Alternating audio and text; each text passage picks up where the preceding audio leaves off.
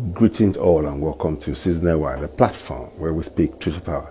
Listen to this UK citizen tell UK that the UK must apologize to rising Africa as they will need Africa's help. Have a listen. When this collapse comes, and it's going to come, we in the UK are going to need to have some serious reflection on mistakes that have been made, and especially our foreign policy in history. And we're going to have to rely on these nations that we've been stealing from for years to deal with us, because we need them. We're not like Russia. We're not self-sufficient. Russia has its own oil, its own food, it doesn't have to import anything. It can survive without the world. We, a tiny little island, do not have that luxury. We need to import. That's why we've stolen so much history.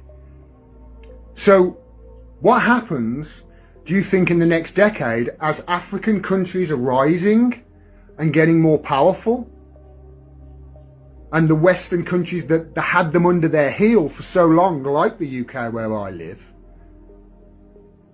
are on the way down and their economies are collapsing?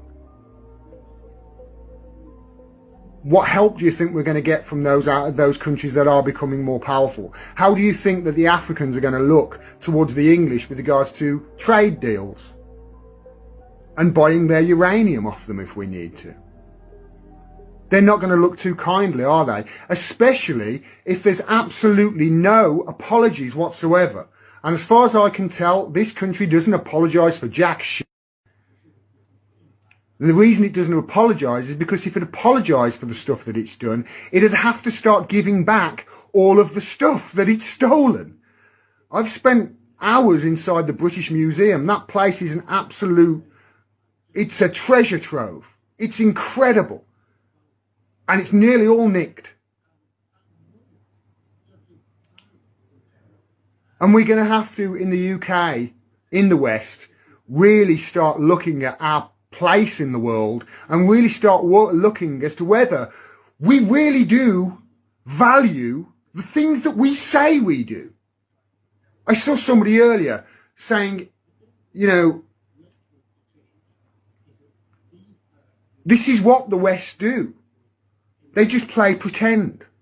It's no wonder the West now accept a man being a woman if he just identifies as one, because we in the UK have been identifying as a nation that is on the side of law and order. A nation that values free speech as it's censoring everybody. A nation that values freedom of the press and is a shining light and a beacon for freedom of the press throughout the world, whilst it's literally the best journalist the world has ever seen in its capital. Now that you've listened to Gordon Dimack, who rightfully has stated along the right lines that UK must apologise. I think it's more than apologies in my opinion, but now you've listened to him, what are your thoughts on this? Is an apology sufficient?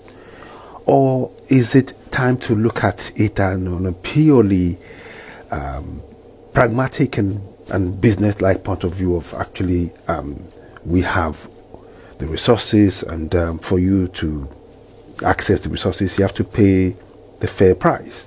What are your thoughts on this? Sufficien, the platform where we speak.